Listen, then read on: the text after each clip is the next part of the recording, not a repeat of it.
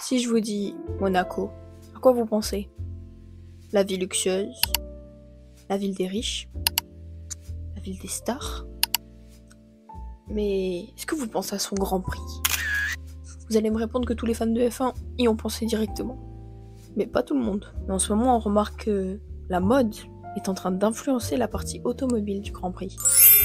Moi, c'est ma passion de mode et de Formule 1. Si tu vibres autant pour un défilé qu'un départ en pole position, reste ici et abonne-toi. On va bien s'entendre.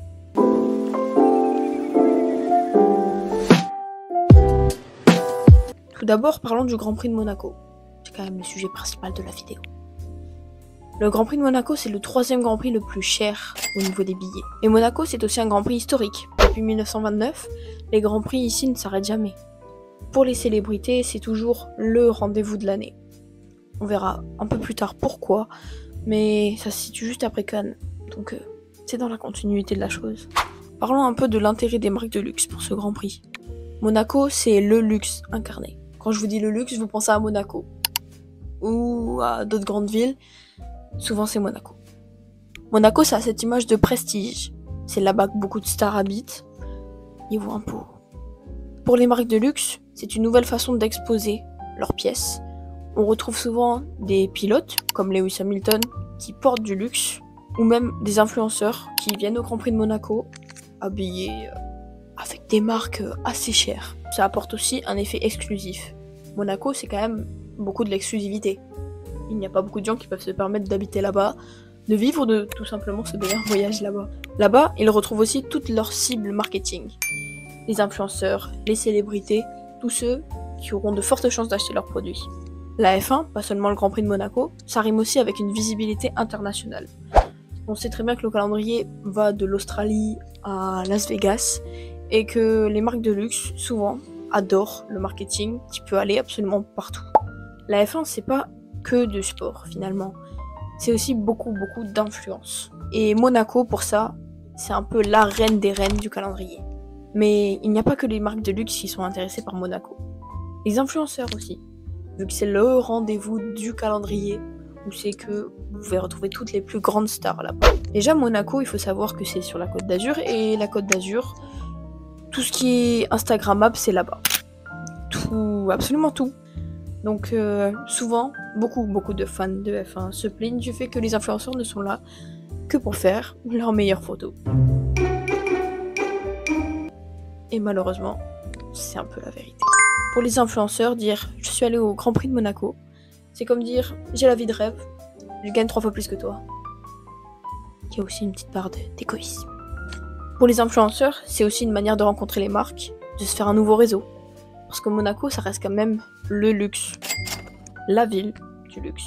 Monaco, c'est aussi une destination qui n'est pas faite pour la masse. Là-bas, tu te retrouveras pas serré de partout. Ça a beau être petit, mais il faut quand même pouvoir se payer sa place. Monaco, ça a aussi son côté exclusif. Vous retrouverez pas des gens lambda comme vous et moi. C'est déjà à proximité de Cannes, avec le festival de Cannes qui se déroule juste avant. Et c'est aussi sur la Côte d'Azur, très instagrammable comme j'ai dit tout à l'heure. Vous avez Saint-Tropez, pas loin. Saint-Tropez, le rendez-vous des stars. Et Milan aussi, connu pour sa Fashion Week, mais très bel endroit aussi. Tous les gens au Grand Prix de Monaco sont extrêmement bien habillés. Je pense que vous l'avez remarqué. Que ce soit les pilotes, à part quand ils portent du merch, ou même les WAG. Bon, les WAG sont souvent très bien habillés, mais sur Monaco, c'est quand même quelque chose. Et surtout parce que les marques de luxe font porter beaucoup de leurs pièces durant le Grand Prix de Monaco. Ça fait une bonne image à la marque, ça fait une bonne image à la personne qui le porte. Il n'y a que des avantages. Monaco, c'est aussi un événement hyper mondain. Oui, on dirait que je parle de Gossip Girl, mais je vous assure que c'est rien à côté. Monaco, vous voulez vous faire un réseau, allez sur Monaco pendant le Grand Prix, je pense. En général, les influenceurs, il y a 2 teams. Ceux qui disent ok, ils font leur travail, ils sont là pour être là. Great! Et certains fans de F1 qui disent ils ne méritent pas d'être invités à des choses comme ça. Sachant que certains ne connaissent absolument rien à la Formule 1. C'est malheureux, mais j'ai envie de vous dire qu'ils décident. On a eu plusieurs polémiques déjà avec des influenceurs, et c'est bien le problème sur certains. Par exemple, Cara King. qui avait posté un TikTok, alors il me semble que c'était au Mexique, ça part du même principe, hein, vu le nombre d'influenceurs qu'on a à Monaco, qui avait fait une vidéo, je vous la mets juste ici.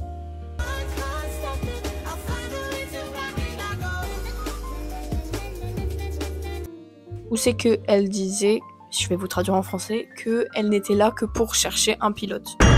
Donc en gros pour devenir une tradwife. Est-ce que ça apporte une hyper bonne image à la Formule 1? Je ne pense pas.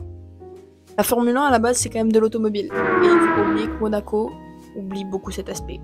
De plus en plus, parce que les marques de luxe, la mode et souvent les influenceurs fusent dans ce milieu, bien que ça plaise pas à tout le monde. Le Grand Prix de Monaco, c'est la rencontre mode-sport la plus reconnue du calendrier. Avec son accès difficile, il ouvre les portes du monde mondain aux plus grandes stars. Le luxe, l'influence. Mais est-ce possible de s'y rendre sans être vraiment un privilégié? Et si t'étais à Monaco et qu'une grande marque t'invitait, tu serais plutôt sur la tribune en train de regarder les F1 passer à fond? Ou sur le plus beau des yachts, en carré VIP, à taper tes meilleures poses Instagram? La question se pose. Pas pour tout le monde. Mais maintenant, on reconnaît que Monaco, c'est beaucoup de l'influence, la mode, l'argent, et un peu moins le Grand Prix. Parce que le Grand Prix en question, c'est quand même un des Grands Prix les plus ennuyants de l'année. Je suis désolée pour tous ceux qui adorent Monaco, j'en fais partie. Mais à part les qualifications à Monaco, le Grand Prix, c'est très très long. À Monaco, il faut savoir que les qualifications, c'est le plus important. Monaco, la course, le dimanche, c'est vraiment que de l'influence, où c'est que vous allez retrouver les plus grandes célébrités. Et souvent, la personne qui part en pole position, ou très souvent, qui est dans les premiers, c'est cette personne-là qui va gagner le Grand Prix. À part s'il y a de la pluie, à part s'il y a des complications. Mais j'ai rarement vu, de ma vie, un Grand Prix de Monaco très excitant. Bien que Charles ait gagné l'année dernière. Mais ne vous attendez pas à grand chose avec Monaco. Le pire qui puisse arriver, c'est que vous voyez pas votre influenceur préféré. Moi c'était Emma, j'espère que cette vidéo vous a plu. N'hésitez pas à vous abonner, parce que c'est quand même ma première vidéo. Et me dire ce que vous en pensez en commentaire. Voilà, bisous.